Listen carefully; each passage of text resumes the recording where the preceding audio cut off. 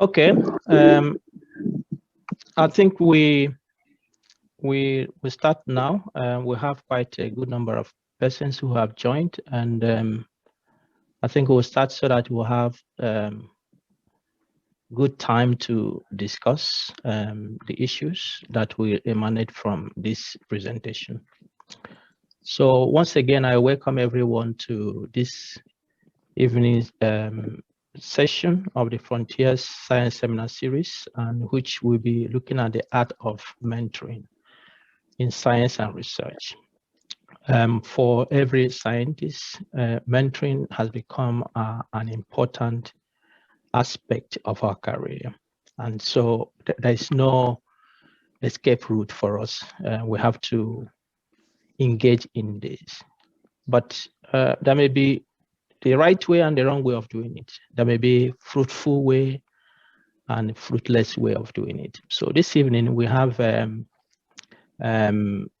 leadership expert, Mr. Daniel Kamanga, who will be taking us through what mentoring is all about and how as scientists it can affect us and how we can begin to think about these things carefully.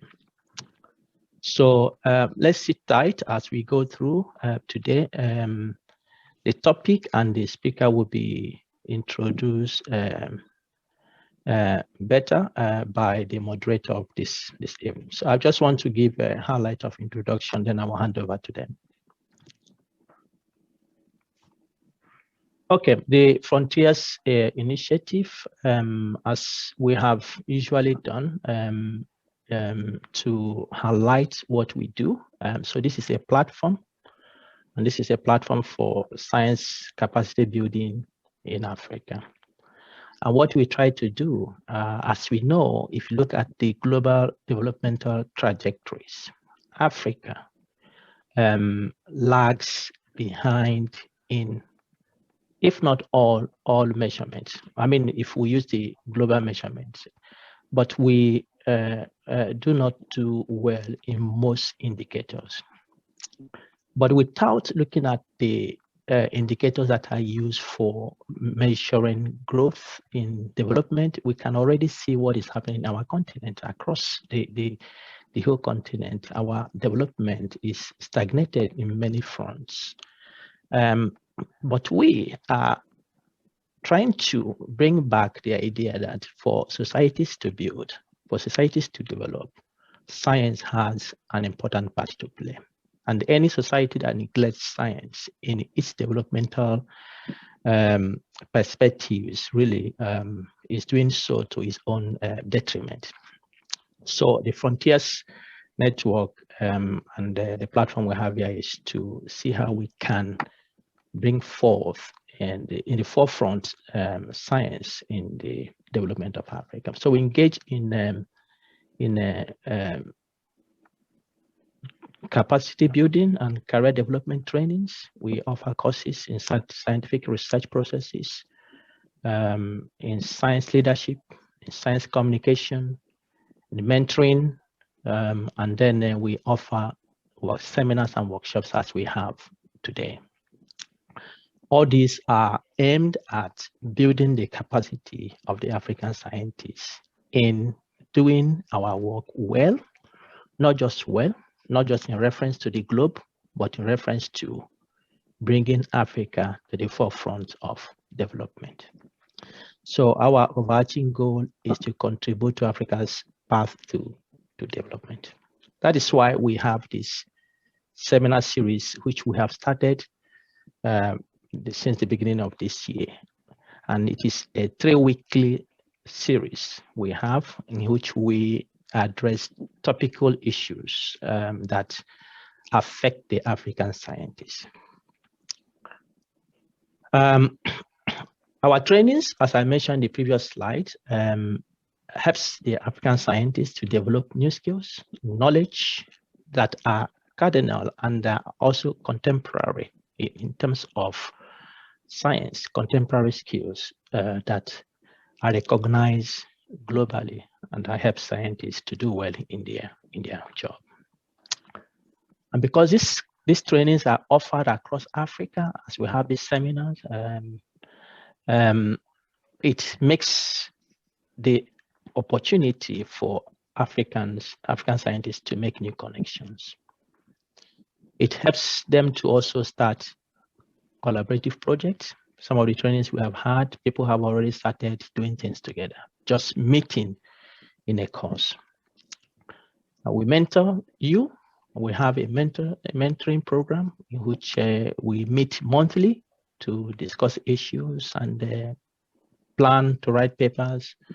Hopefully, we'll go to the extent of writing grants together, applying for a project that we can do for Africa development. What we call book smart and street smart. This is that many things as a scientist you learn are not taught within the four walls of the university. That is clear. You have to get them from the street. How do you get them from the street? By getting the experiences of those who have gone through the rigors of the scientific process to share the skills with you. All our training material are deposited on our YouTube channel, which you can, if you have not attended those trainings, you can go back and watch them yourself again. The next training we have is coming next week, 24th to 28th of May, and this will usually are full days of 1 week training, and this will be on research funding and grant writing. Tremendously, the application we received for this training was really outstanding compared to what we have had previously. We had at the deadline of application, we had over 550 applicants, and we targeted to train 50 participants. But given the huge number of people we got, we expanded this to admit 100 scientists from 24 countries across Africa.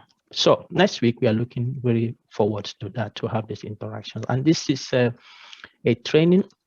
The minimum we take people into these trainings is that you have to be doing your PhD. So from PhD students to professors are admitted into these trainings. So that is coming next week. We sent the advert some weeks ago. And then if you go to our YouTube channel, we're using this link. Eman, you can help me put this on the chat box. You can see we had in January reproducibility in scientific research. You can hear what previous participants say about this particular training and some other trainings we have had. For the seminar series we have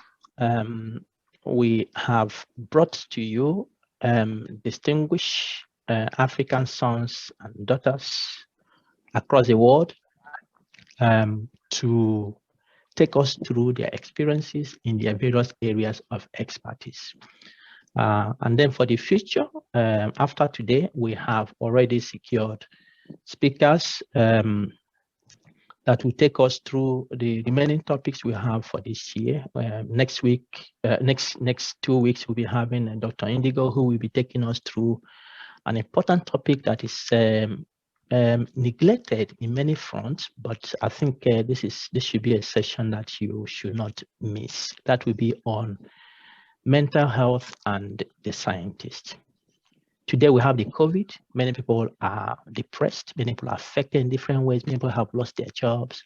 Many scientists are not able to secure grant to do their jobs. Different things. The learning platforms have changed. People are trying to use digital platform to teach. This have effect on our psychological state and our mental health. How do we deal with these issues?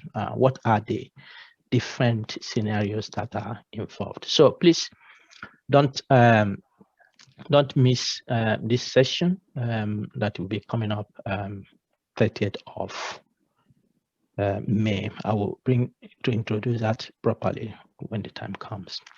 So we also have very good participation of the African Academy of Sciences. We have the executive director who will be taking one of the sessions this year, and we have from the media the media section of the African Academy of Sciences will also be participating in this. So our sessions are quite full with expertise in different fronts who will be helping us to gain some of this knowledge and skills. Okay, how do we do this? All we do in this seminar series are recorded. So as I speak, this session is being recorded and we put it on the YouTube channel. And it's good to see that many people who have not attended still go there to watch the recordings and give some accolades of the topics. So go to the YouTube channel, see it, like it, subscribe, so that when we post the new videos, you can get a lot to see that it has been posted. And please feel free to share it with colleagues and friends. We also have the Frontiers newsletters, which we are circulating. I think the other ones will be coming in a few days' time. And the goal is that at the end of this year, we will compile a book of the presentations we have made this year during the seminar series, which we aim to publish and make available to African scientists to be part of their library and the reference point. And then we have an interesting session at the last session of each quarter.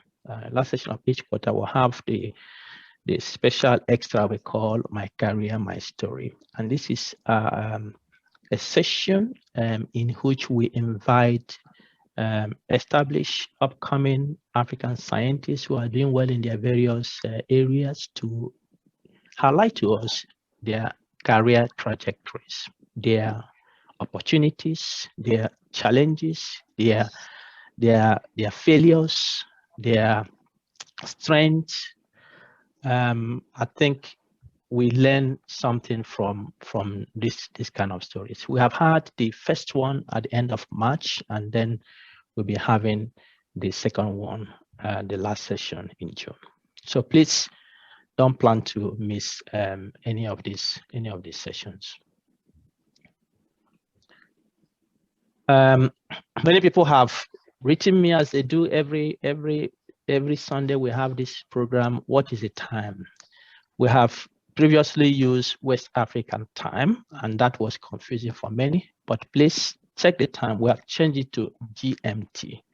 This is very easy to convert to your local time. It is always 5 p.m. GMT. If anything happens, we change it, we'll communicate, but please note it is 5 p.m. GMT. So if you're in Kenya, know that it is not 5 p.m. Kenya time.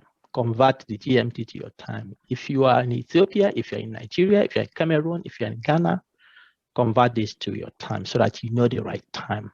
Otherwise, some of you come into this Zoom system 2 hours before time and they writing me, when is it really starting? So for each session, we'll have separate registration.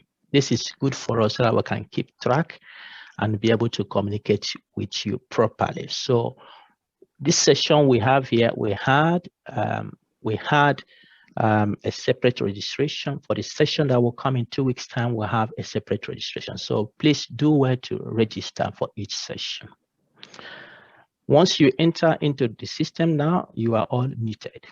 That is to help so that the recorded session will not be distracted. So once it comes to the time to unmute you during the question and answer time, we'll unmute you. But please know that you are all muted.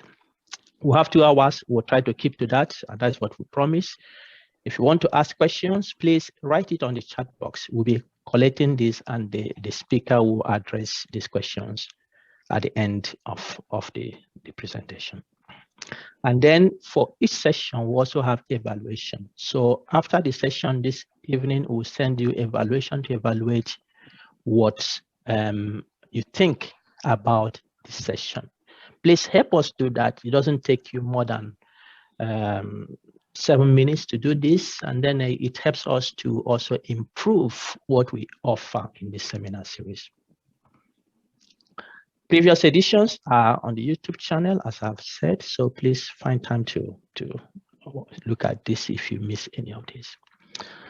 And then for today's session, I'll have our moderator, Kellen Kiambati.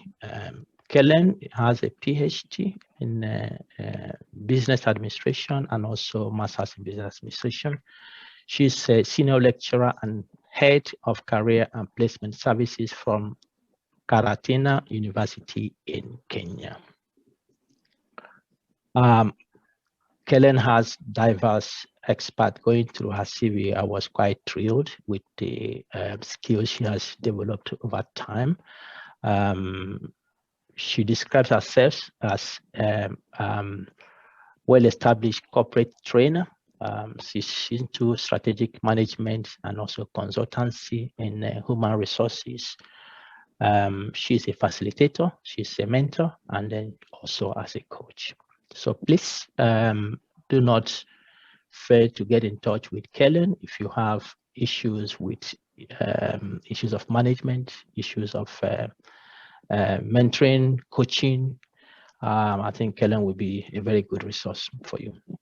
She has several certifications around human resources and corporate governance, amongst others. Kellen is also a winner of several grants, which is very, very impressive. She has been a fellow of different establishments and platforms across Africa, and also a recipient of the Toli Elumelu Foundation Fellowship, which is very, very competitive grants to have. So we are really privileged to have Kellen to moderate this evening edition of the seminar series. And so please, Kellen, I will leave the forum for you to kickstart. Thank you. Thank you very much, Dr. Narwa, for your kind introduction and for your kind words. I am excited to be here, and once again, I would like to welcome everyone who is on board to this particular session. It's one of the sessions that we do quarterly, and we are happy to have all of you today. So today, we are having a very interesting conversation, a conversation on mentorship in science and research. COVID-19, and even before COVID-19, has taught us that scientific research has a very, very critical role to play in as far as social and economic development is concerned. And when we look at it critically, most of those countries that are developed, they have taken time to put science and scientific research at the middle of their policy development, whether economic or social development. However, in Africa, like you said earlier, most of the scientific researchers have taken space around the peripherals of the research space. And we are seeing post-COVID-19, we have to leave the peripherals. We have to take the center stage of the policy space and ensure that all economic and socioeconomic development policies that are developed are informed by compelling, convincing, and credible evidence. Now, the question we ask ourselves is, for us to be able to do this, especially in Africa, we need critical mass. How do we create this critical mass of scientists to help us produce this convincing and compelling evidence? This evening, to take us through this particular topic and probably tell us how this can be done to make it a fruitful affair is none other than Mr. Daniel Kamanga, who I am extremely delighted to introduce this evening. Mr. Daniel is the director for the communication program at the Africa Harvest. Africa Harvest is an institution whose vision is to have Africa free from hunger, poverty, and malnutrition through the use of science and technology. He has a master's degree in business administration from Durham University in the UK. He also has a diploma in mass communication and Bachelor of Arts in Economics and Sociology from University of Nairobi. Additionally, he has a postgraduate diploma in marketing and is a member of the world's largest marketing organization, Chartered Institute of Marketers, and also a member of African Economic Editors. Among the notable achievements that Mr. Kamanga, with a leadership development program, has achieved in his current workplace is that under his watch as the Director of Communication, he has been able to make Africa Harvest to be featured in quite a number of media outlets, among them the CNN, South African Broadcasting Corporation, and the New York Times. Mr. Kamanga has helped Africa Harvest develop extensive media networks in Africa with over 40 countries represented. Prior to joining Africa Harvest, he worked in several other reputable organizations, Econet Africa. He also worked with the Liberty Africa, Association of Africa, and Pride Africa, among others. It is also worth noting that Daniel's success story has not started today. It started when he was a teenager. Perhaps he will tell us whether mentorship helped him to have all these notable achievements that he has right from very tender age. With those few remarks, I would like to take this opportunity to welcome you, Mr. Daniel Kamanga, to make your presentation. Welcome. So thank you very much.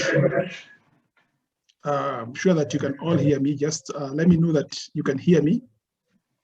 Yes, we can hear you. Yes, we hear you. Go ahead. Great. So thank you very much, Karen, for introducing me. I want to say that you've shared the work that I did in Africa Harvest for the last 2 or 3 years. I've been involved in the work in leadership. I set up a foundation called the Africa Leadership Transformation Foundation, and I'll share a little bit about that. But I'm really looking forward to today's discussion on the art of mentoring and in science and research. I've worked with scientists and researchers for almost 15 years. And during that time, I've had the opportunity and the privilege to visit many scientists globally. I've gone to many laboratories. I've been to many research institutes and organizations, worked with many scientists. And maybe one of the most notable projects that I was involved in was the genetic engineering of GM sorghum.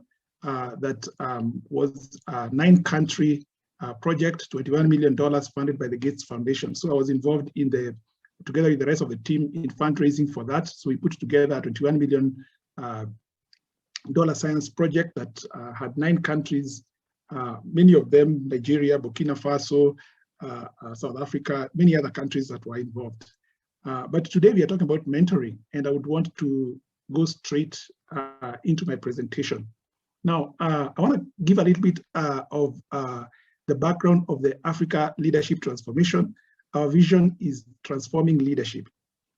Now, leadership is very key, especially leadership in science and technology, because we see leadership as a key to an Africa that works for everybody. I think Kelly has just mentioned that in many areas, especially in science, things are not working for everybody.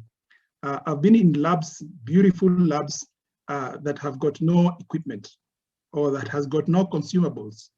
I've had scientists complain about different things. I believe that one of the most important things is the question of the leadership. And this is what the Africa Leadership Transformation focuses on. So we work with, we've partnered with several African universities and different other stakeholders. We've worked with the Kenyatta University in Kenya, Jomo Kenyatta University of Science and Technology, Agriculture and Technology in Kenya too, the University of Zambia and Ghana's Kwame Nkrumah University, as well as the Walter Sisulu University in South Africa. And our vision is to create at least 1 million leaders in 10 African countries in the next 10 years. And we are on track to do this. We have trained more than 300 leaders in some of our programs. And we believe that there's a great opportunity to train leaders in science and technology.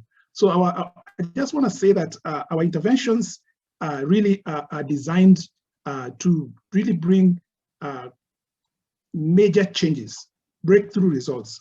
So we are looking we're not looking for small incremental changes. We are actually after altering the conversation so significantly that in the end we get exponential results. And I hope you can be able to see that in the presentation that I'm going to make. We work with shareholders to achieve breakthroughs that are designed to shift individual and institutional thinking. So you will probably hear in my presentation today some different aspects of mentoring that you probably may not have had.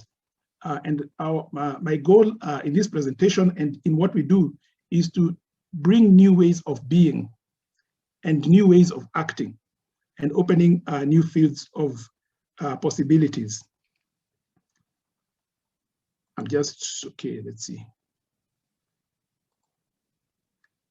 All right, so I want to share a little bit about my personal encounter with mentoring. And at the beginning of my journalistic career, I used to be the editor of the biggest newspaper in Kenya, The Nation. At the beginning of my journalistic career, I had an editor who I really admired. And I remember going to that editor and sharing a story I wanted published with him. And he read the story. We were sitting in his car, and I still remember that sound of the papers being torn and saying, "This is absolutely crap." And that was my first encounter with trying to get somebody to mentor me in what I was doing. So it was interesting for me because it made me actually I thought if what I've done is so bad, I really need to work much harder. And I did. I worked much harder. And the next time I did a story, I remember another friend of mine read the story and said, this time had written out the story because I didn't have a typewriter. So I remember him typing the story, and I'll never forget submitting that story to the Standard newspaper in Kenya and having my very first story with my byline in the newspaper. I was so proud of it, and that kind of made a turning point in my career. And I remember that the money that I received for writing that story, when you write stories for newspapers, they pay you. So when I wrote that story, I remember buying a small little typewriter, a Remington steel typewriter, which was my first important asset in my career. Fast forward, that picture that you see there, yours truly is on the left, and the guy on the right just passed on. He's one of the really top editors in Kenya, and he was really my mentor. And I can share many stories about how he mentored me. But one of the things I remember is researching a story. It was a very sensitive story that if you publish in a newspaper, there would be very many legal implications. And I remember doing the story, spending about a week in the story. And I remember him telling me, you better go and publish it in your own newspaper.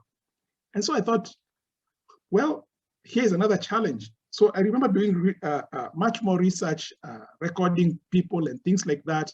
And after maybe a month or 2 months, I went back to him with a better story. And again, this time the story was the headline in the newspaper for several weeks. So it was really an award-winning story. So that was my encounter with mentorship.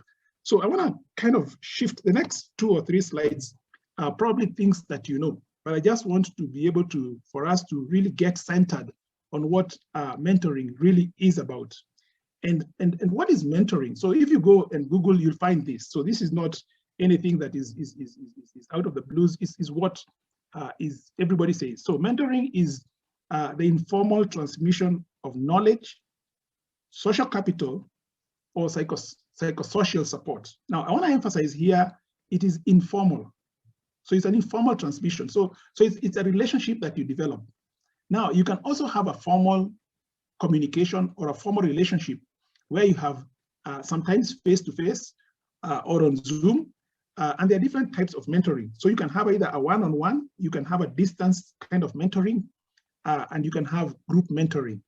I know there's also what is called speed mentoring, where you have got experts and you have got mentees, and you kind of get whatever it is that you want. So the mentees come into the room with certain questions or certain issues that they want dealt with.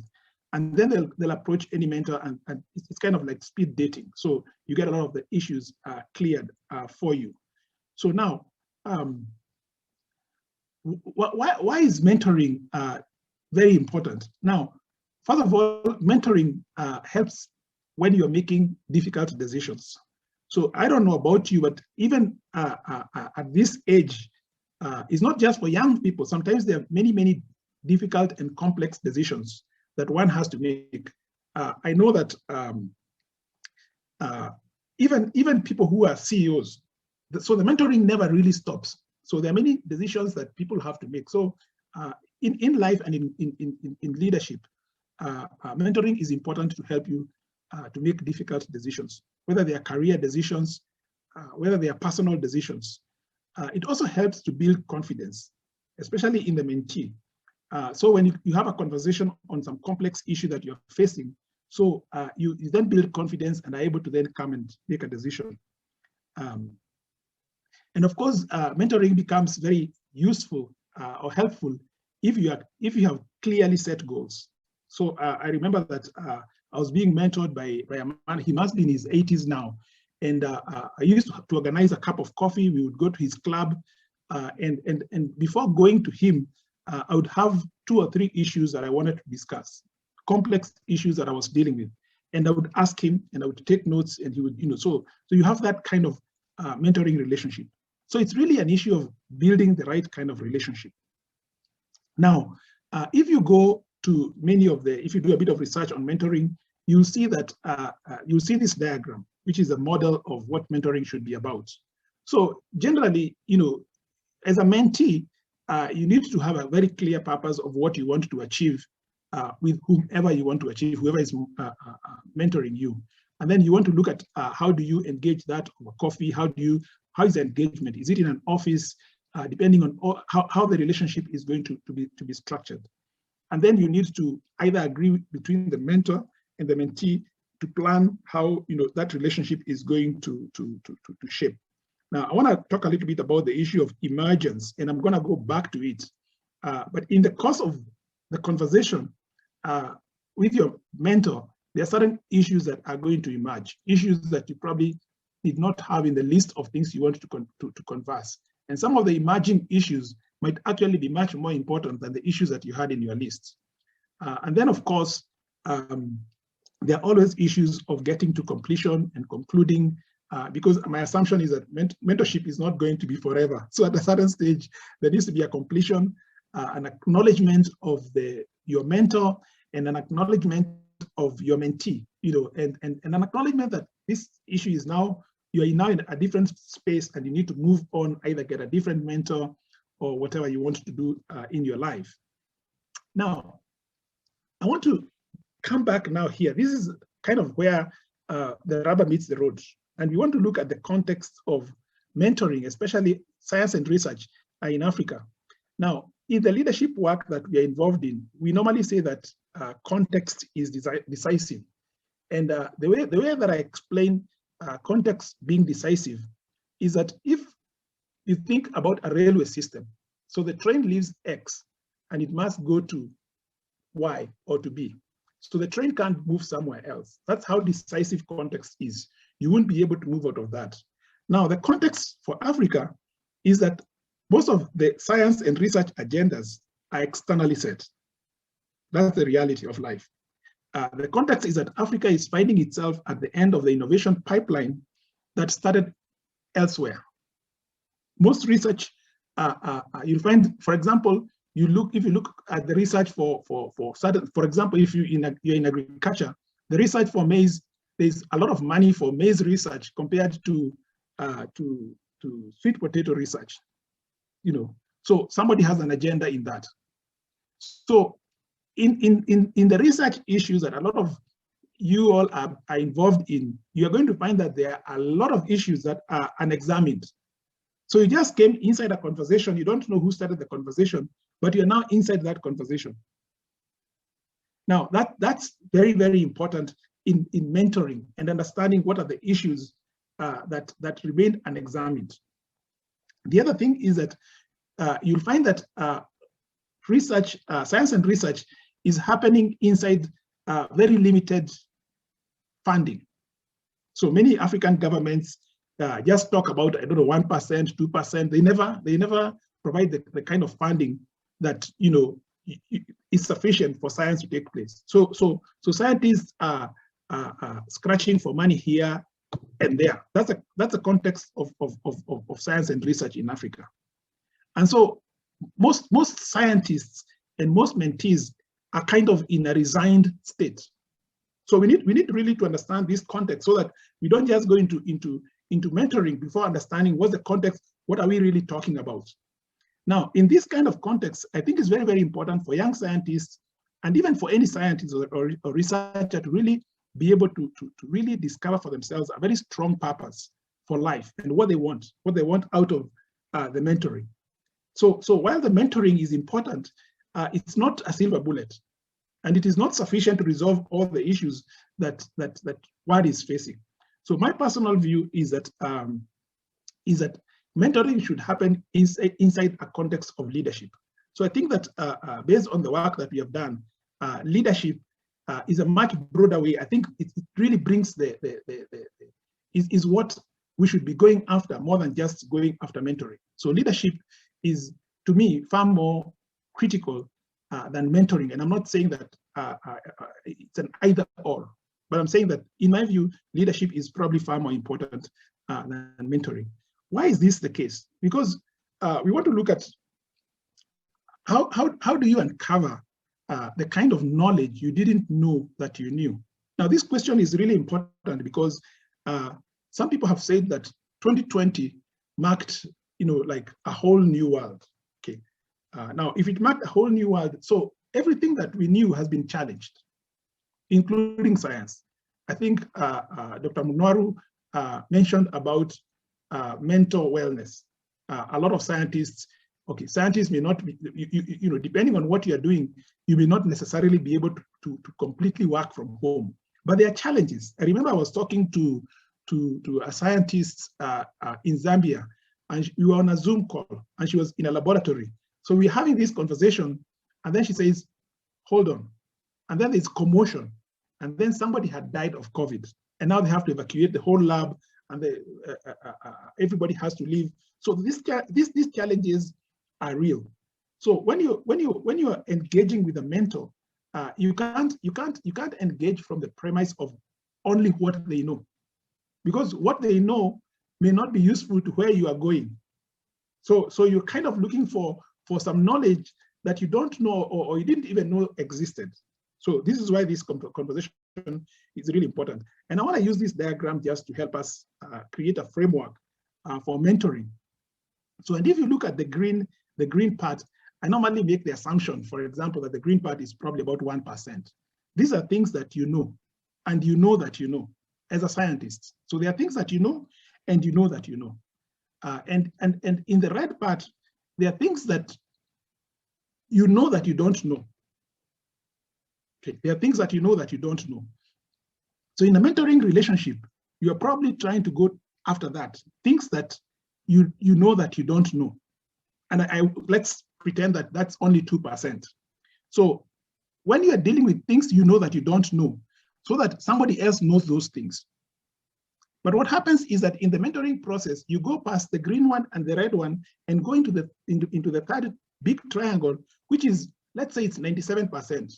These are things that you don't know, but you don't know that you don't know.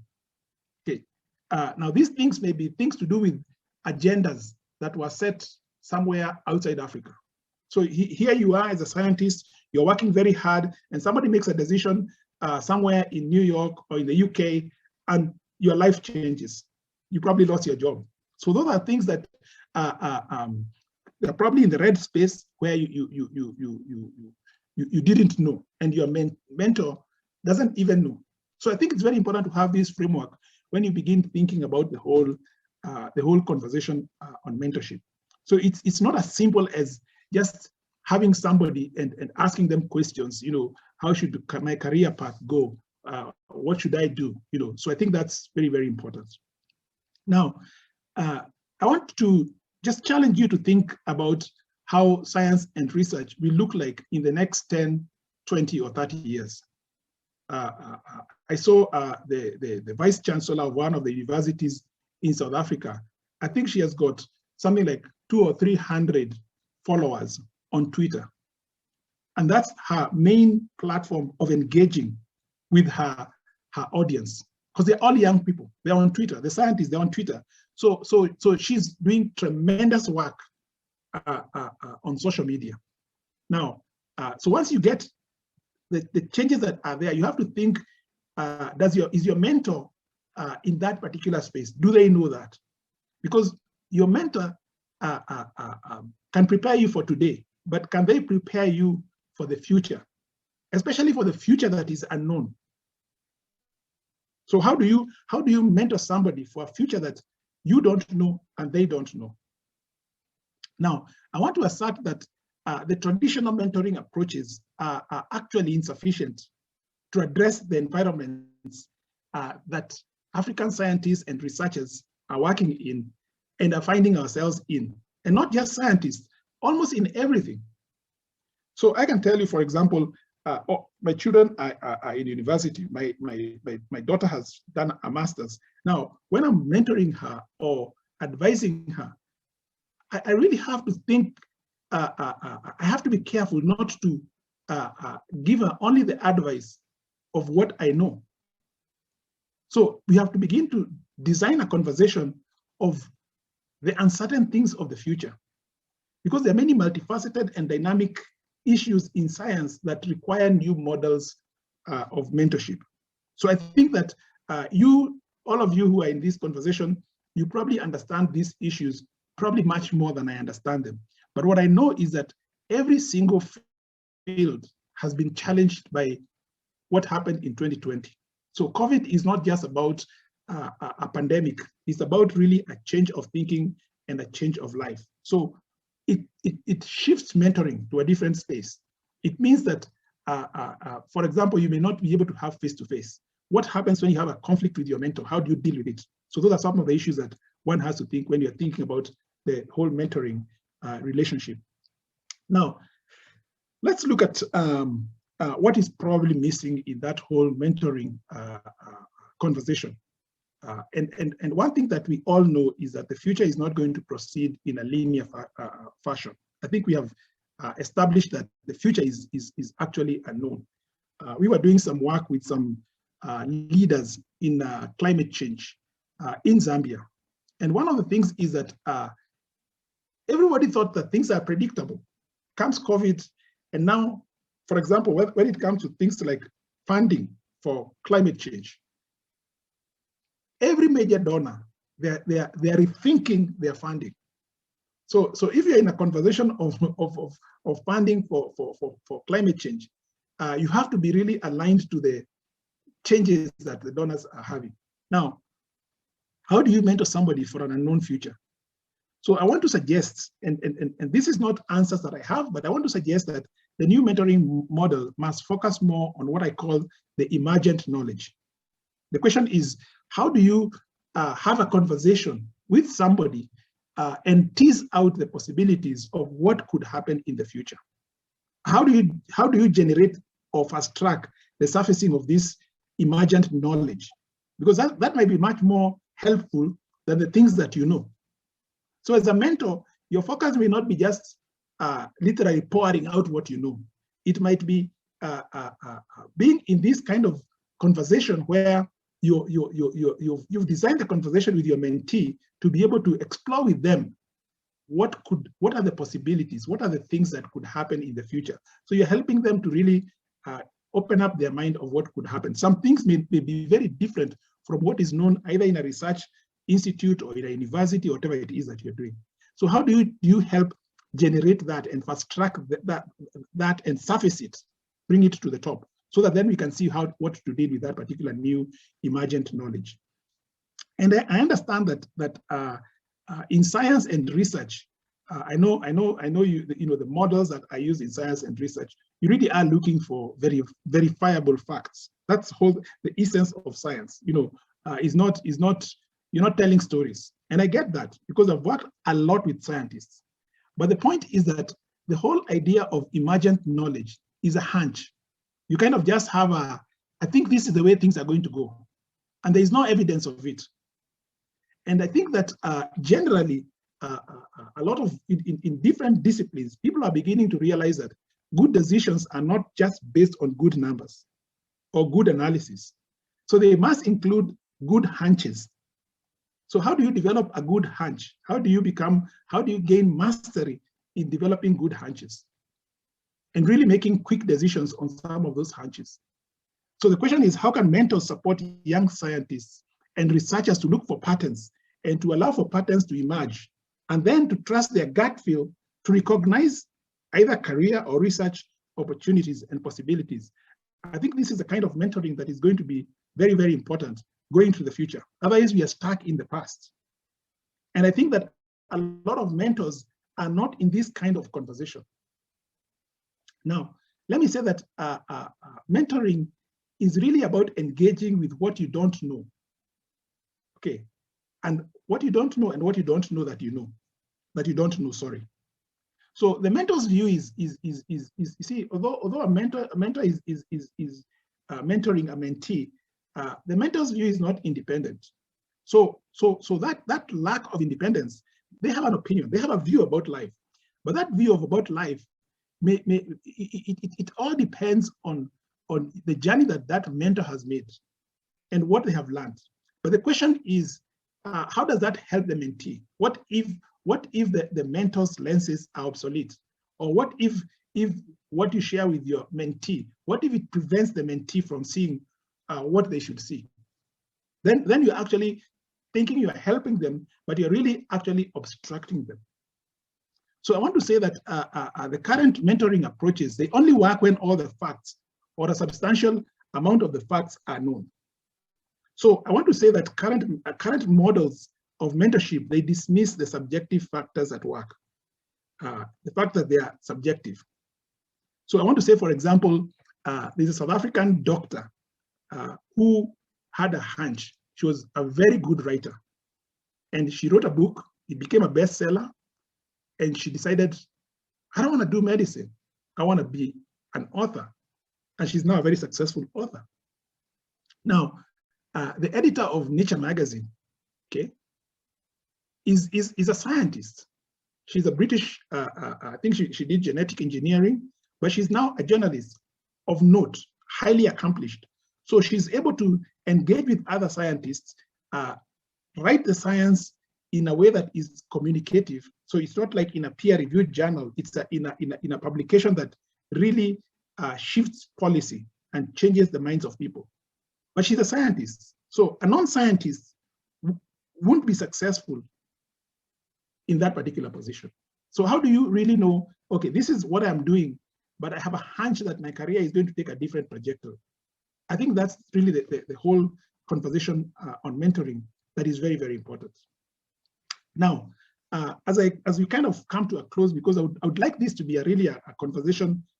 These are not things that, I would say that I'm an expert of, but these are things that I have found in my career and the things that I've done that are very, very important. So there's a lady, her name is Dr. Flavia Simbalista, and she's kind of an uncertainty expert. She's done great work on how do you deal with uncertain spaces. And I think, if you can go Google her work, you'll see some of the things that she has done. But these are the 7 things that she suggests. So I think in the context of a mentoring conversation, you want to find and surface the murky zone. So what does this mean? This means that if you're having, if I'm mentoring somebody and we're having a conversation, I'm really interested in the untidy spaces of that conversation. And I want to go after that. I want to go after what the mentee is, things that may be at the edges that probably should come right at the center. Okay, and this leads to number 2. How do you connect with your gut feel? So if you're a mentor, you want to be able to get the mentee to say, what do they do? What do you think? What do you feel? Okay. And the point is that Dr. Flavia talks about stabilizing body signs. So that means that you don't ignore the gut signs, the gut feel or the gut signs. You really work with them. But working with them requires a very different mindset from the current frameworks of what mentoring is. Okay. Now, that means that you should be able to like a very good scientist, to distinguish certain things in that particular conversation. So you're now able to look how the lay of the land is and how the terrain is. So you then clear the deck and now focus on creating and nurturing the alternatives for the mentee. So this is very different kind of mentoring.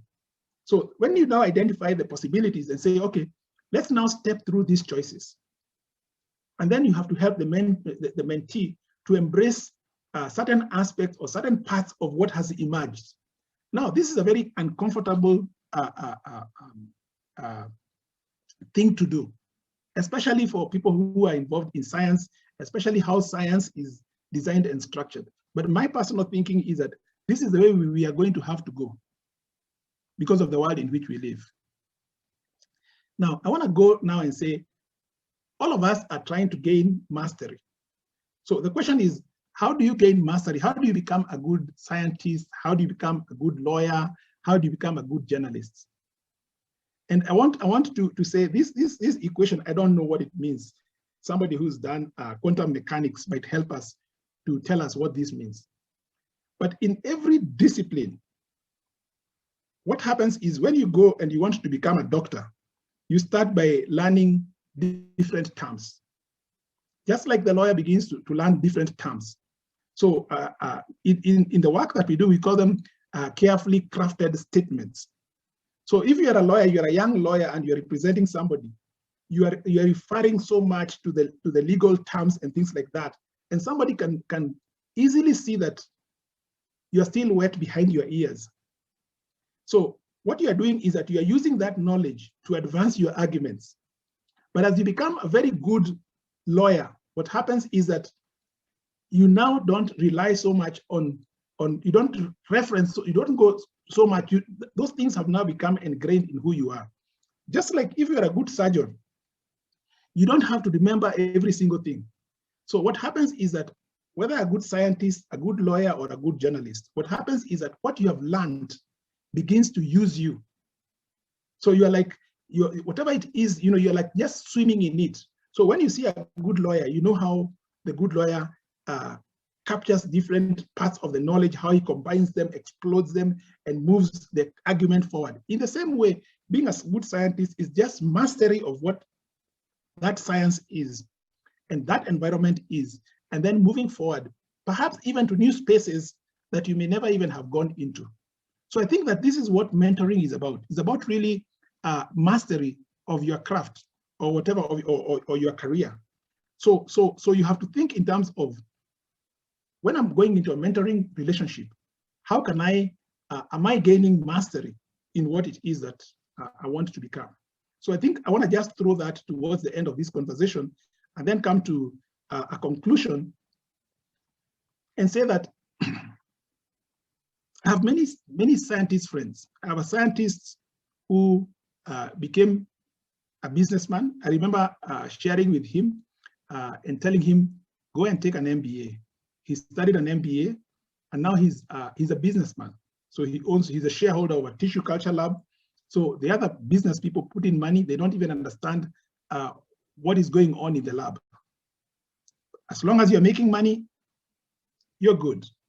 Now you can be a scientist, and you'll see that the GM law, for example, in Kenya, it was passed partly because there was a politician and a scientist who was involved in it. So can you imagine if you are in politics, but you're a scientist? So you understand the challenges in the research centers, in the laboratories. Wouldn't you be going after finances and resources to resource science because you understand the science? So the question is, not every science needs to be in a laboratory.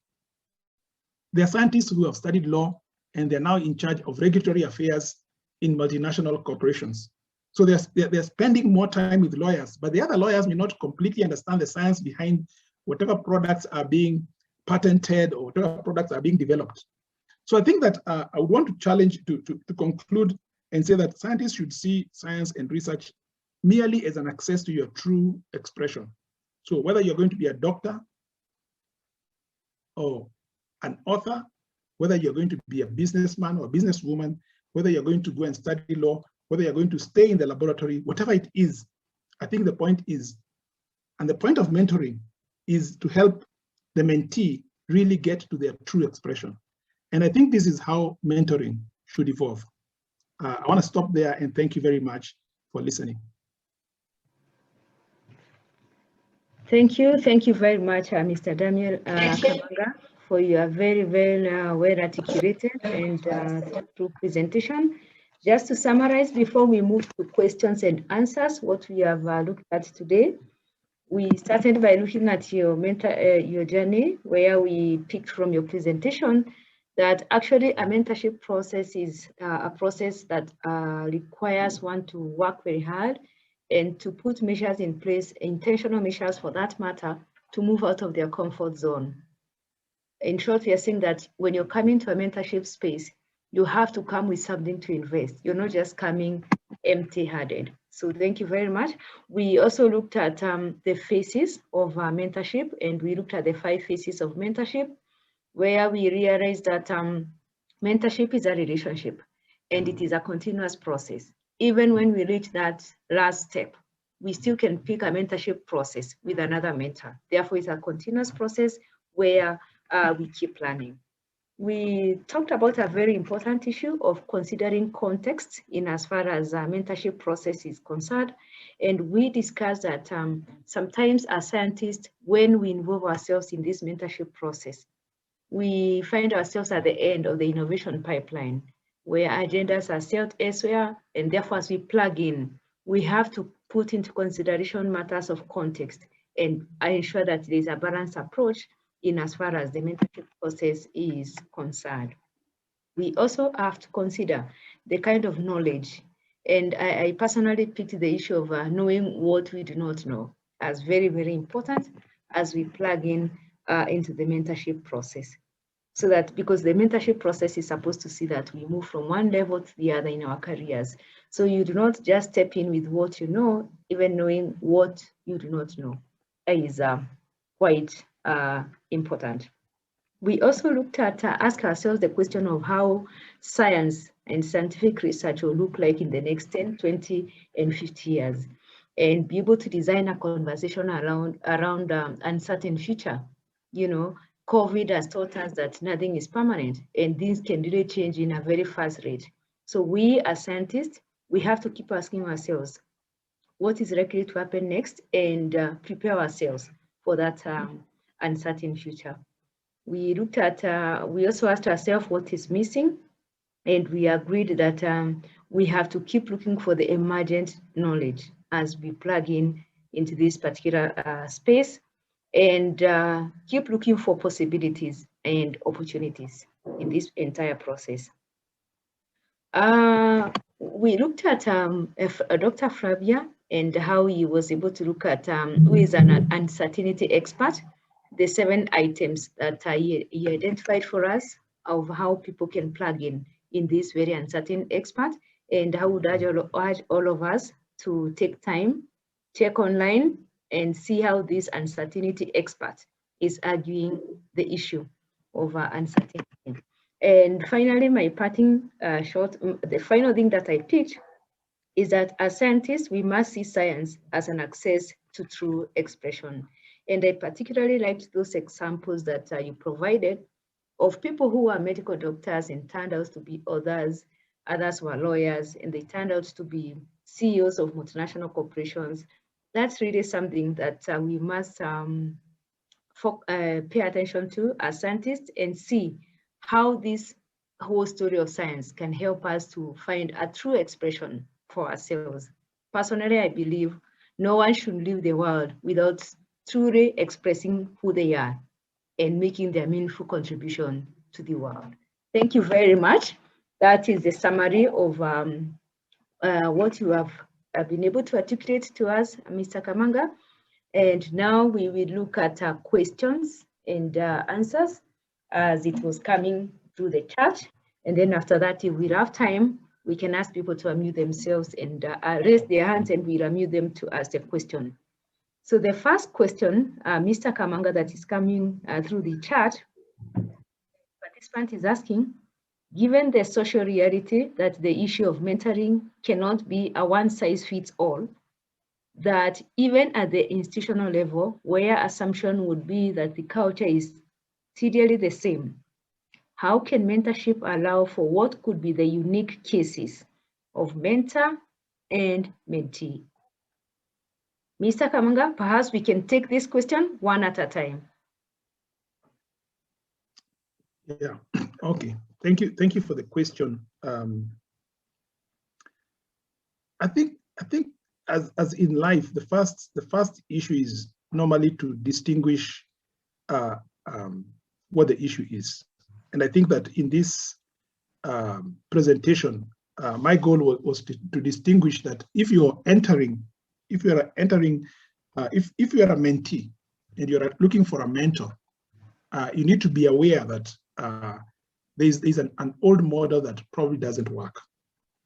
If you're mentoring somebody, I think there's an awareness that, the old model is not going to help my mentee. So the awareness is the first thing that really begins to shift things.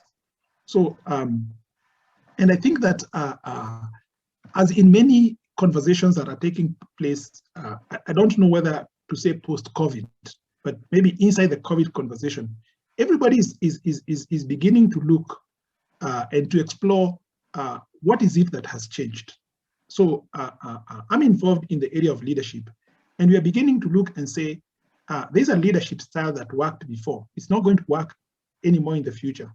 So I think that if somebody is going to craft a mentorship conversation with somebody, I think the issues that I've raised in the presentation, you want to have those issues. So if I was going to somebody, I would want to know, you're going to mentor me.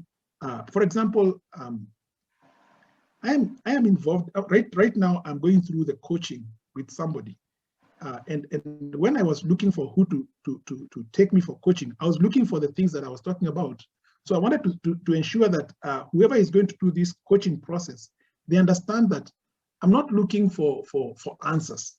I'm looking for somebody who is going to help me develop new ways of thinking. Because if you don't have that kind of relationship, then you're really stuck in an old model. So and I like there's a quote I saw somewhere that you should not be if you're reading a book and you've read 2 or 3 chapters or 4 chapters and you find it doesn't work for you, there's nothing that stops you from stopping to read the book. So most people try to read the book because they started to read the book, and that person was saying that when you find a book that really transforms your life, then you should read it 2 or 3 times. So the point is that before you go into a definitive mentoring relationship, you want to try out whether this person has the mindset that we have talked about. If indeed you agree with that mindset, you want to have a couple of meetings, and then you want to be able to say, maybe we are not the right fit. So I don't know how you can begin to shift that relationship apart from what I've said. But for me, that's how I would do it. So thank you very much. Yeah. Thank you very much. We will take the second question. The second question is, with the start of the pandemic, it was much more difficult to proceed with laboratory analysis for me because in my case, I had the support of Italian researchers and the help of some South Africans. And because of the lack of people who could help me with some problems during the analysis, everything had to be delayed. I would like to know how to get mentoring within this network. Daniel, please. Okay. So I don't know who asked this question, and I'm not, so I don't know all the circumstances that are involved here. And I think this is the kind of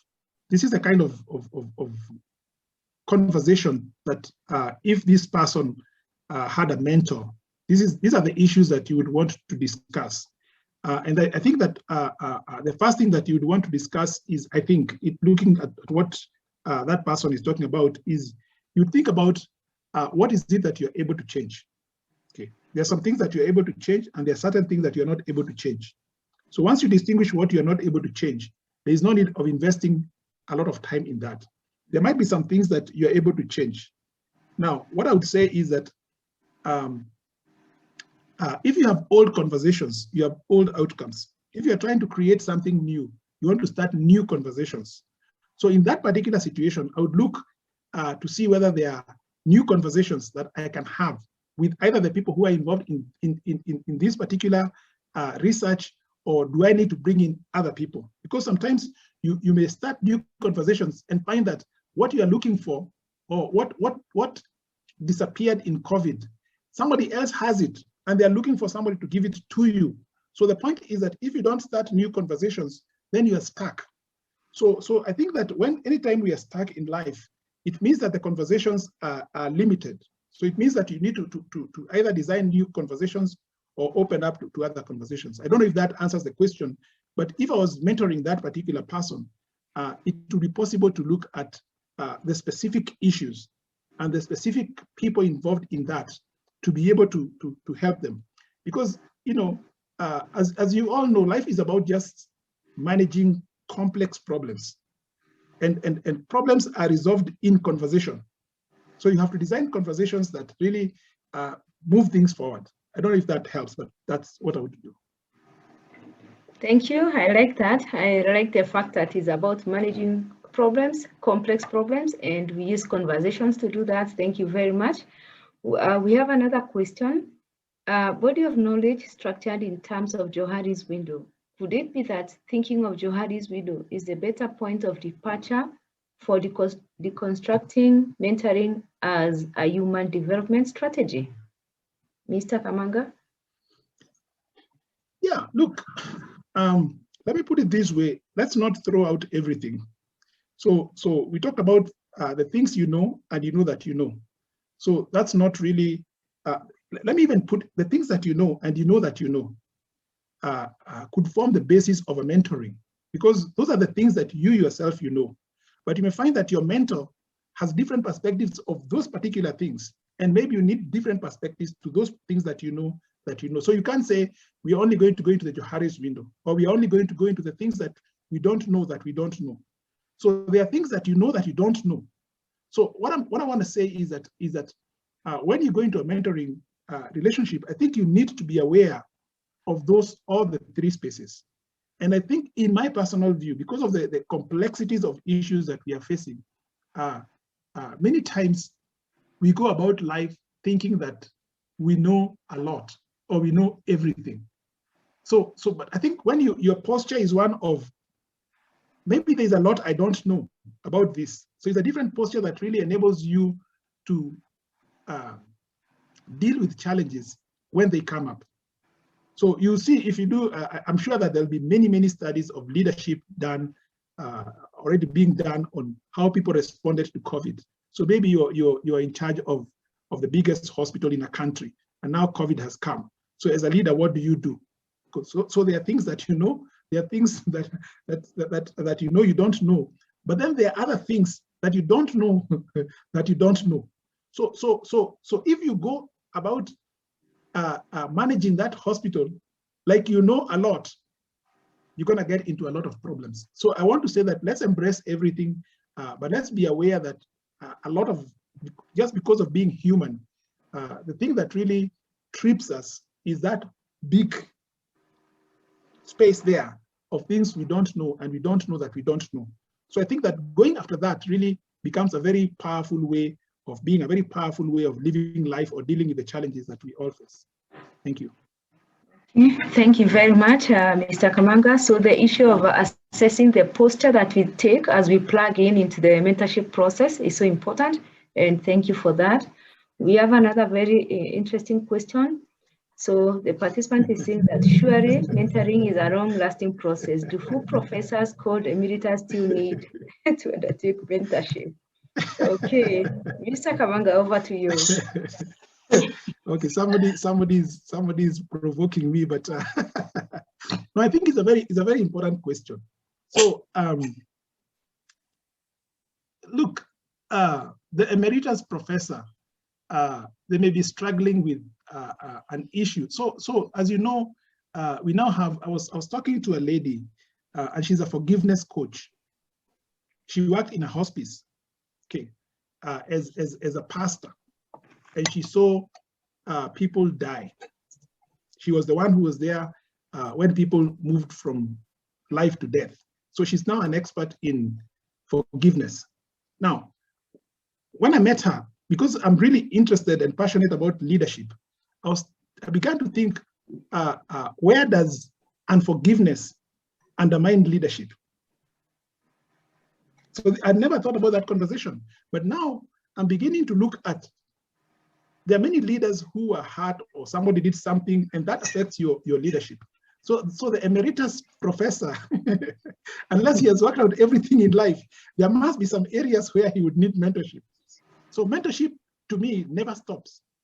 Mentorship is just life. Mentorship is just acknowledging that you will need other people to give you some different perspective. So, you know, even if they are the most accomplished scientists, because I think that the minute you get to a place where you think you know everything, that's the minute where you begin to slide down. So life or knowledge is a mountain without a top. We keep climbing, so it never stops. You know, and you see that very successful people have got several mentors or several coaches or several people helping them. One is helping you with your marriage, one is helping you with your career, one is helping you with something else. So I don't think that it's something that stops. Conversations are continuous, and sometimes it may not be formal. It may be an informal relationship. So I want to say that even the emeritus professor needs some mentoring. Thank you. Thank you. Okay. Thank you very much. So, Kellen, if I interject here, we have a hand raised. I think we can come up so that people can speak before we take the questions down there.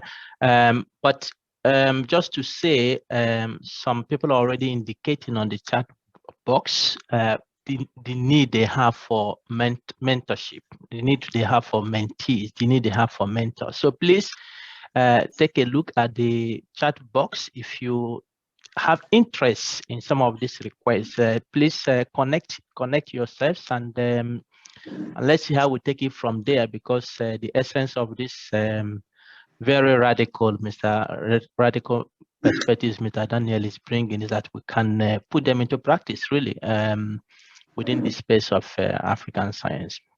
So please take a look, and then we can give Prof. Charles Ayo opportunity to come up to express his view. You can unmute yourself from your end. Thank you, Bright. I've done that. Let me start by appreciating Daniel for a well-presented paper, Kellen for being a good moderator, Eman and Bright, nice meeting you again. Just a little contribution. Daniel has done pretty well, but just to say, looking at the persons that are connected to this presentation, researchers at PhD, either at master's level, to say something that I've learned in life, that there is no self-made star. God has strategically positioned some individuals on a path towards stardom. That is to say, mentorship, very, very important, particularly within the academic setting. And Daniel said it well, that mentorship, in a way, is a kind of subset of leadership. I know after this meeting, personally, I'm going to be contacting Daniel, because in my school, we are looking at a certificate in leadership, and we need an expert to talk to us about that. Having said that, he already answered the question of Professor Emeritus needing a mentor. Well, I'm a professor, a two-time vice chancellor, and I have mentors.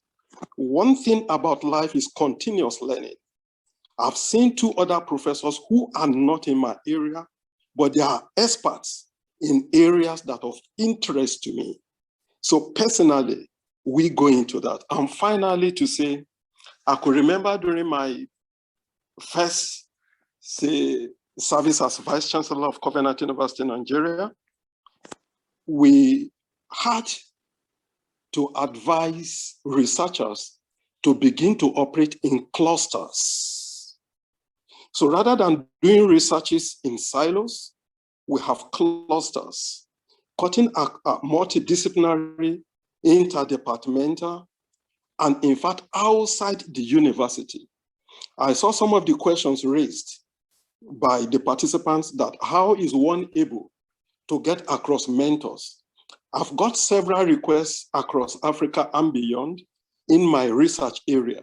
That is how it starts. But within our own setting in Africa, particularly the fellow that asked this question, I think from whether Zimbabwe or whatever, all you need to do, rather than working alone, see how you can get your colleagues work together in a cluster.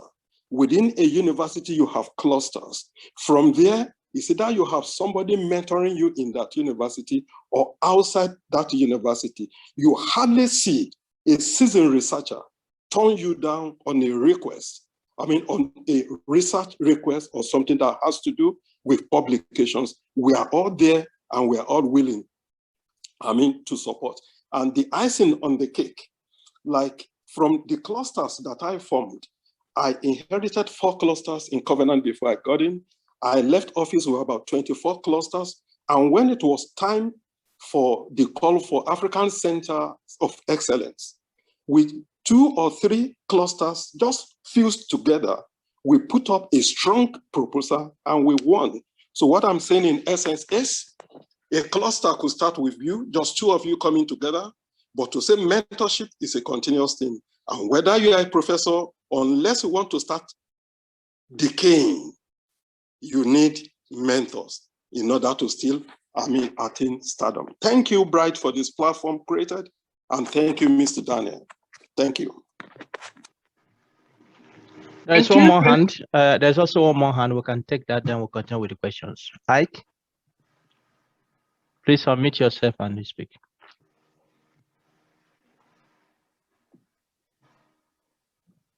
Hi, Bright. Hi. Hello, everyone. It's probably just a comment. I want to say that there are some good practices we do need to kind of look at. So in the West here, once we employ an academic, they automatically get a mentor who support them throughout their time, maybe their first 3 years at the university. The idea is that there is someone who has been there in your shoes and can actually help you, take you with the hand and lead you through. So I think it's something that we should try and replicate in Africa so that we are developing people.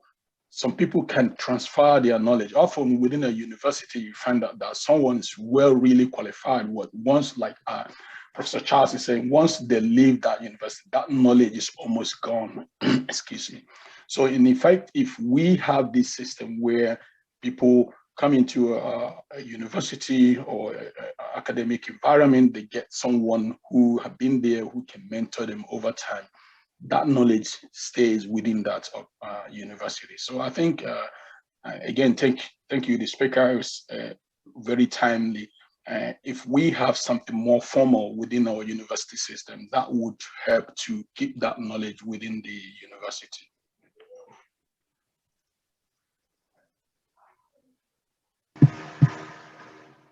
Thank you very much, the 2 speakers. Those were comments confirming that mentorship works, and is something that in Africa we should try to formalize and see how we integrate them in our institutions.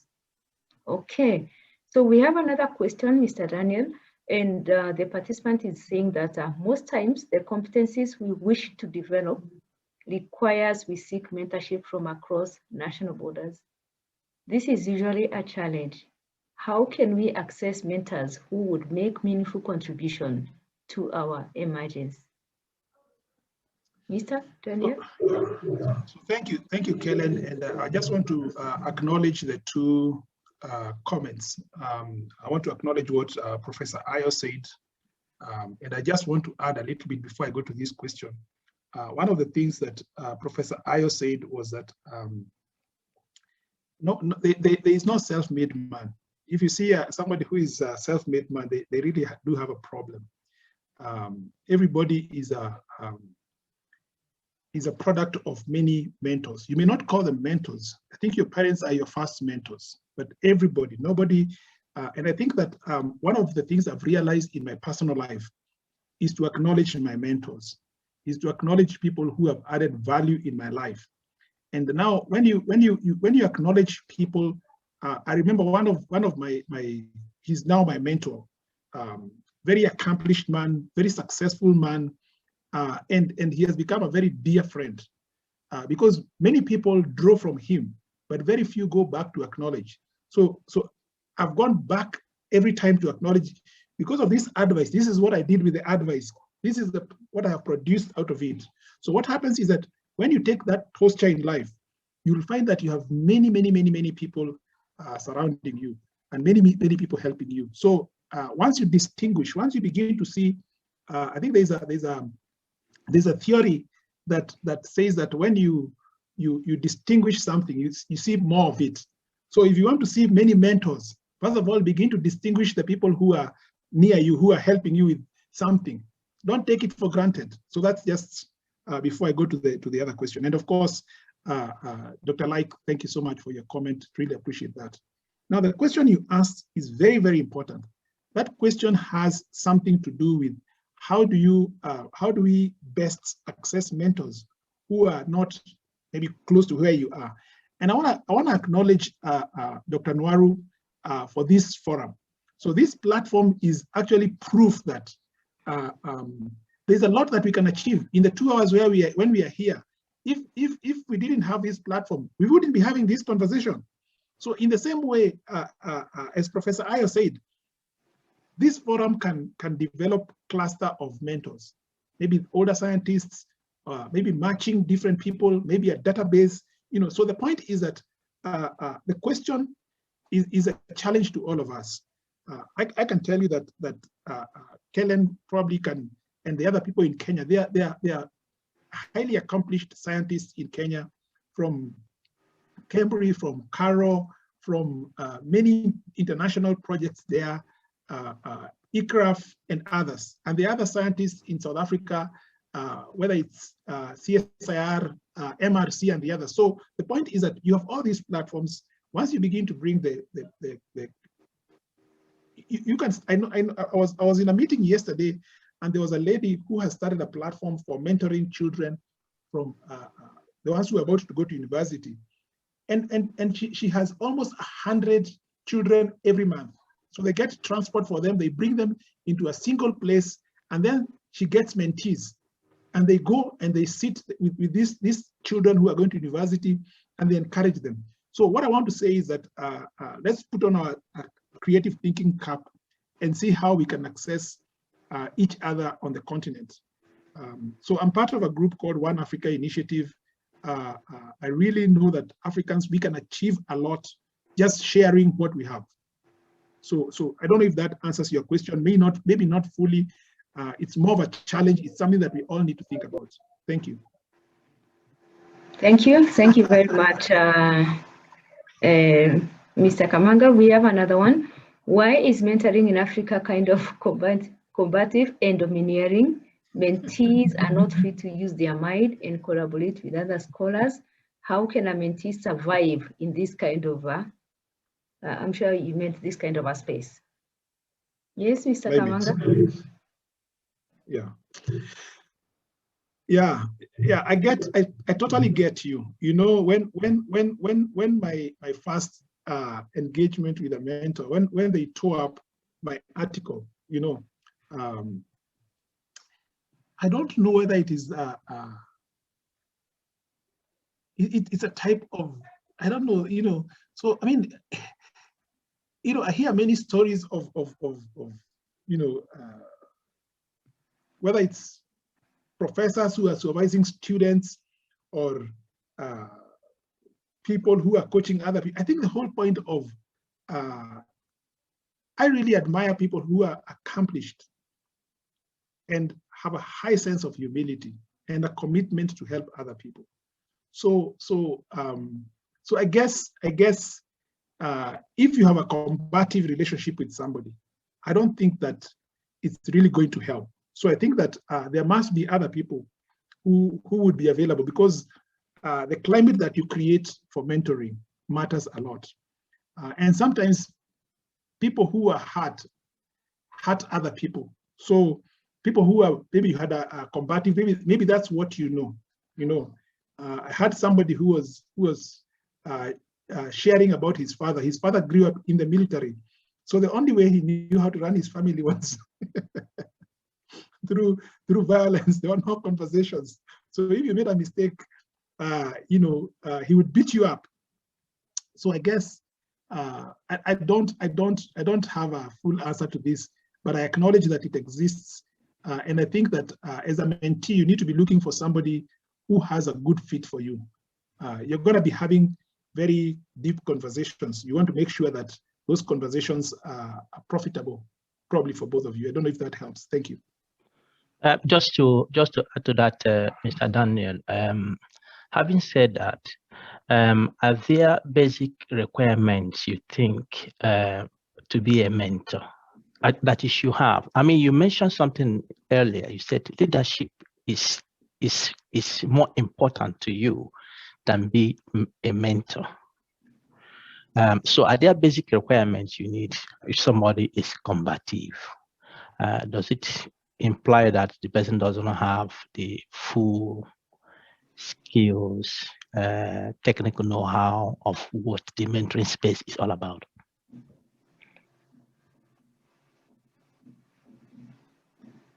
So, Bright, you know, you know, I remember reading a study that says that the journalism profession is as stressful as somebody being a surgeon. It's one of the most stressful.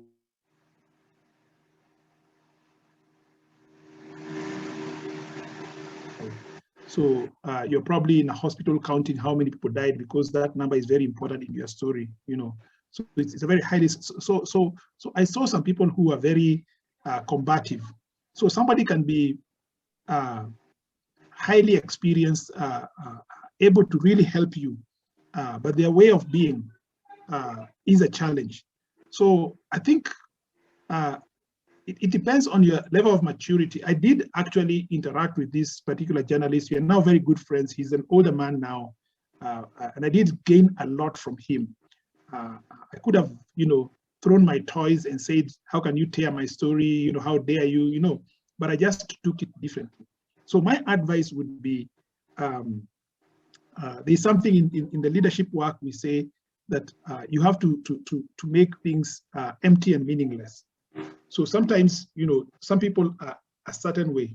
So if you take that and it means something to you, you feel you have been demeaned or you have whatever, then it will affect you. But it's possible to work even with difficult people depending on what it is that you're getting.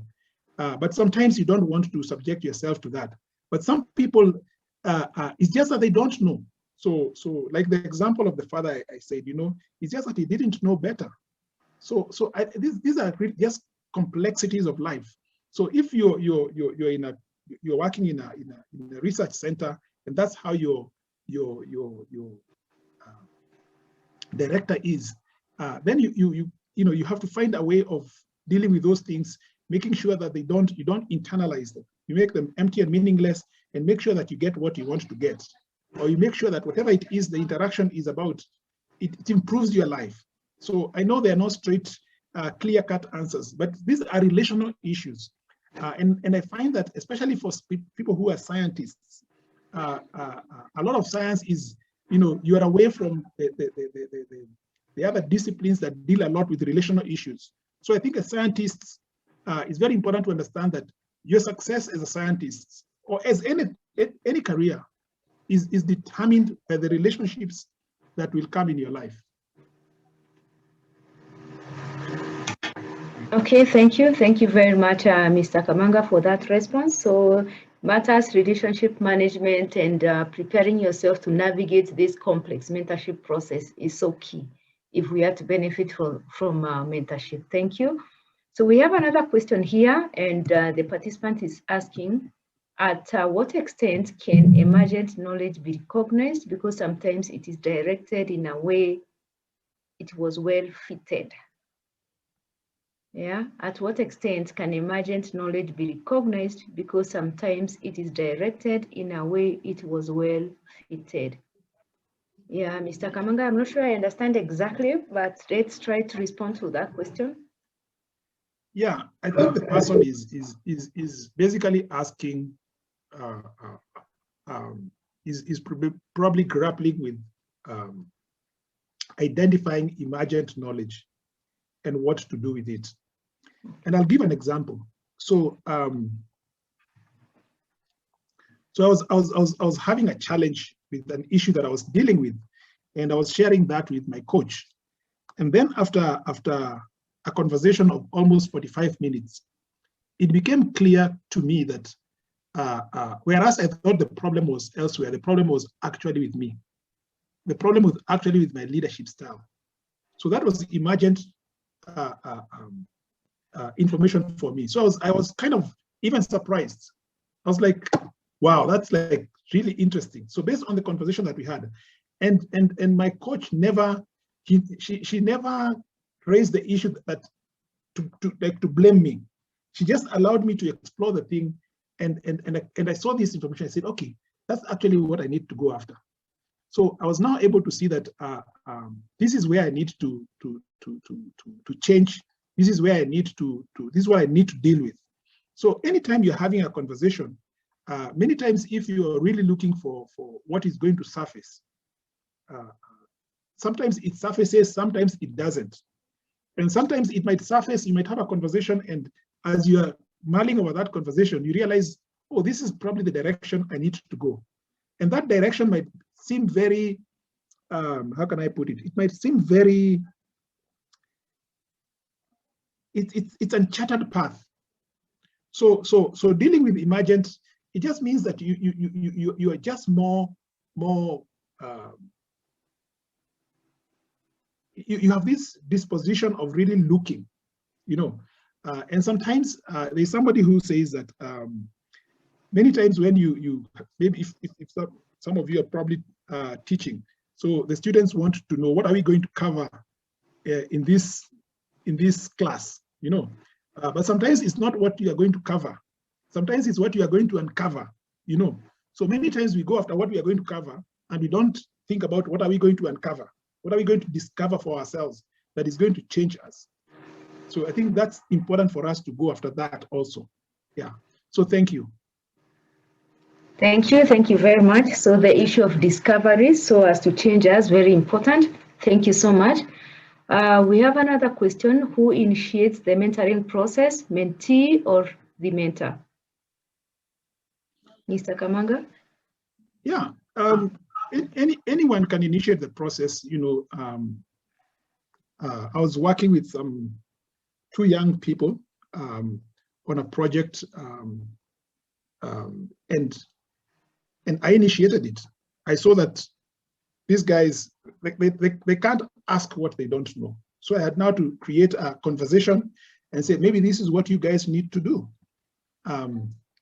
I can tell you in March 2020, when COVID hit, one of the things that happened, I don't know, I'm sure all of you had different, but for me, one of the things that happened was I was kind of blindsided. I was like, geez, this is, so I was kind of trying, how do you respond to this? And one of the things I did was to say, how can I be a contribution to people who are actually going through some very serious confusion or through very serious challenges. So I remember initiating a mentoring and a coaching process. Actually, I went into a certain platform and I said, if you're running your business and you have a challenge and your business has been running for at least 3 years, please speak to so-and-so, apply. I'm going to be able just to take so many people. And throughout the COVID, you know, I had this whole process. So I initiated it. They didn't initiate it, you know. So I think it's both ways. So, you know, it depends on what you see as a mentor. So we have to be people who are adding value, especially as Africans. You can't see somebody struggling and suffering and you have the answers and you don't do anything. You know? You have to initiate it. And also, if you realize that there's a gap in your life, you also have to go out and look for help. You can't die just because you don't have the information. Somebody knows something you don't know. So it can be both ways. Thank you. Okay, thank you very much. It can be the two-way, the mentor or the mentee can initiate the process. We have another question.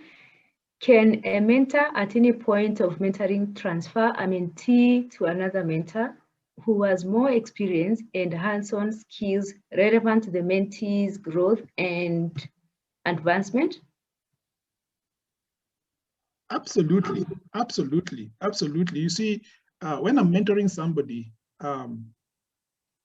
my interest is their interest. So it's not to download everything that I know into their life. If it doesn't help them, then I'm really wasting their time. So I can craft a relationship that is beneficial to them, but I might find that who they need is not me. Maybe they need somebody else. So you certainly can direct them to somebody else. You can build those relationships with somebody else. I read something on LinkedIn that really blew my mind, and there was a guy in the US, and he was dying of cancer, and he had a mentee in Africa, and what he did was that he said, before I die, I want to introduce my mentee. I want to make sure that everybody I know, you know. So he bequeathed his network of all the networks. He introduced him to everybody that he knew. And this guy was actually acknowledging his mentor who had died. So let us recognize that of what use is it if you die with all the people that you know? Those are assets that you could use to help other people. So definitely we should be able to help people build bridges. That's the posture. That's my personal posture of life, to be helpful to people, and people are willing to help. That's what I've been amazed about. Thank you. Okay, thank you. Thank you very much for that response, Mr. Kamanga. We have this is a comment. Mentoring is like a mountain without a top. Do you agree, Mr. Kamanga? This is just a comment, but perhaps you can weigh in. Yes, this is something that I mentioned in my talk. So yeah, so I need mentoring, and I've got vast experience in my areas and things that I've done, but I still need mentoring. There are things that I need help with, you know. So if you get to the top, all I can say, may God help you, because you know we never get to the top. We keep expanding. So I think that's why I want to again acknowledge Dr. Nwaru. I want to acknowledge all of you for being on this platform and just putting up this. This is just amazing work. So it's really just helping each other and doing life together. So I want to say it's not something that you feel that I've now accomplished it. I don't think that I came here to say I'm a mentoring expert. There's a lot that I've learned. You know, Prof. Ayo was sharing things. I was furiously taking notes. You know, he's probably more an expert than I am. Like was sharing certain things. So you have to take the posture of a student in life if you want to be successful in life. So yes, it's definitely a mountaintop. It's a mountain without a top. Thank you. Thank you. I really like that concept of the right posture, taking the right posture when plugging in into the mentoring process. It's really coming out as a very helpful concept. So can mentoring take place unconsciously? Mr. Kamanga. Absolutely. You know, there are many things, you know, just by association, there are many things that I have picked in life.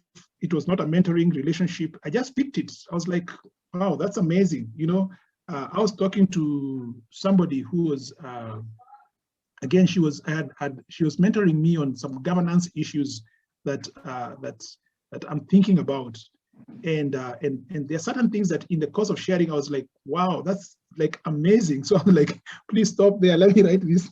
So you have to take that posture of, there are certain things that you will catch. So not everything is, okay, now the lesson is starting now. So I always say, because I'm a Christian and I go to church, I always say that sometimes what God wants to deposit in your life happens before anyone begins to preach. It might happen when you're having coffee outside before you go inside. So look, the point is that it's not only during the preaching when you get what you are looking for.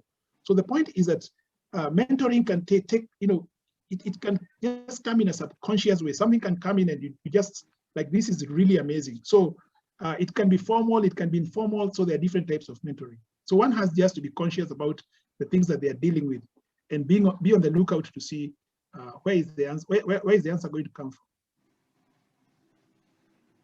Okay, thank you very much. We have another comment here. I think even the guy who brought his family in a military way has leadership qualities. This should be so because all human beings are created in God's image. But the church is about the deliberate consciousness about positive energy versus negative energy. One form of energy, military, is about the dominant and its constitutive other, while the positive one is about empowerment and emancipation. This is a comment. Mr. Kamanga, what do you have to say? Wow, I like it. I like it. Yeah. Okay, thank you. Nothing to add. Yeah, powerful. Thank you. Okay, we take the next one. We have 10 more minutes. The next comment, thank you so much, Mr. Kamanga, for this engaging discourse. I have learned that no one is self-made. Everyone is a product of many mentors. Yeah, that's a comment. You've agreed about that comment, I think so. Absolutely, yes, correct. Yeah. That is the last question, Kellen. Okay, thank you. Thank you so much for those questions and for your comments, and for the articulate response and articulate presentation from Mr. Kamanga. I think we've learned quite a lot, all of us. And moving forward, perhaps, is to put measures on how to institutionalize mentorship in our institutions of learning and even outside institutions of higher learning, just like a participant indicated that in Africa, it is important for us to do that. Thank you. And at this point, I would like to hand over to Dr. Narwa so that I can proceed with the rest of the session. Thank you. Thank you very much, Kellen, for moderating this very interesting session. Personally, I've learned a lot, and so I give huge credit to Mr. Daniel Kamanga. Personally, I have met him just a few months ago, and anytime I meet with him, it's quite inspiring. So I didn't know he would take this topic this direction because it's quite very, very radical. But really, I think that to get things move in the right direction, there needs to be a radical change.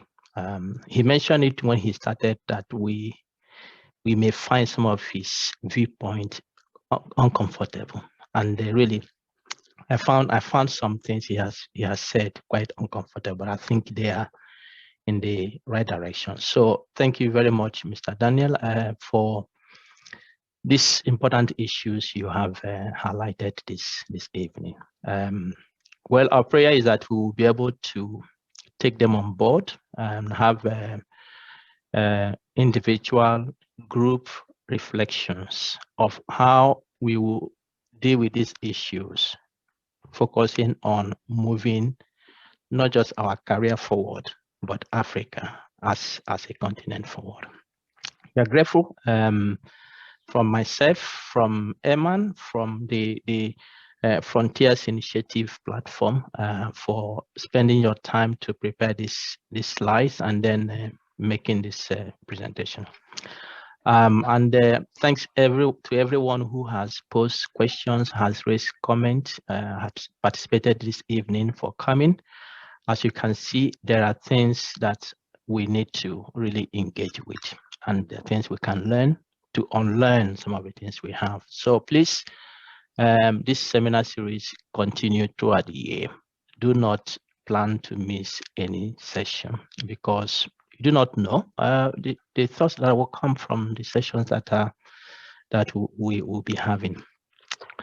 So before I dismiss you this evening, I just want to say that our next topic will be quite important, very topical and very, very timely: mental health and the scientist.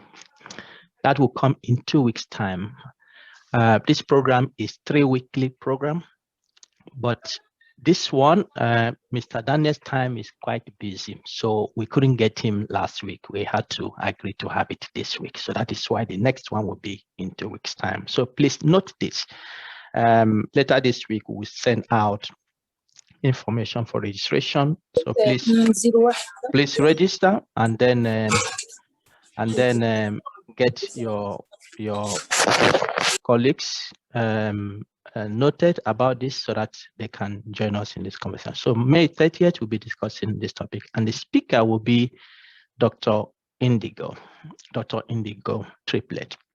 This will be the first African American we'll be having on this platform. She is a leadership expert as well. She's a coach. She's a CEO of the company you can see on the screen here, and she's very important speaker, and this is her area. So please come to listen to her. I've listened to her talks, and they are quite inspiring. Can help us to deal with this issue of mental health as we see it very commonly nowadays, and it affects scientists as well. So our time will be 5 to 7 p.m. GMT. So please convert this to your local time so that you do not miss the time that we start. Once again, thank you everyone for coming, and I wish you all the best this evening as you go. And so I will hand over to Eman to use a few minutes we have to take a picture. So if you like to show your video, Emma would like to take the picture. Thank you, Mr. Daniel, for this insightful session. And every time with you is a positive energy opportunity. Thank you very much.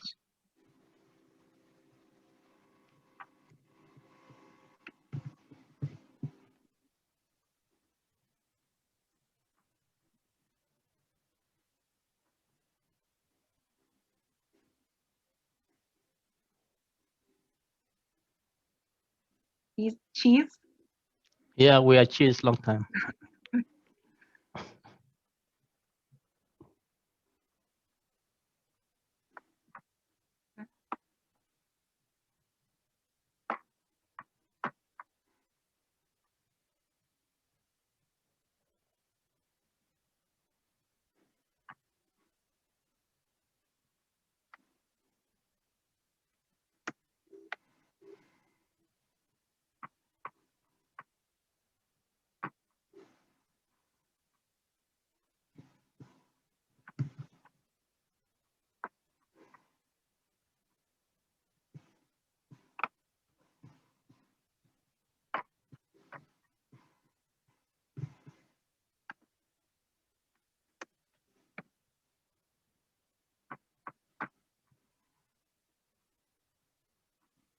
Done?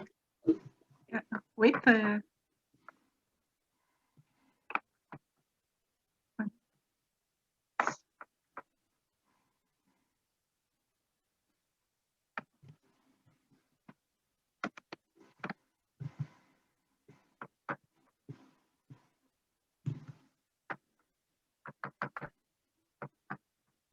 Last one.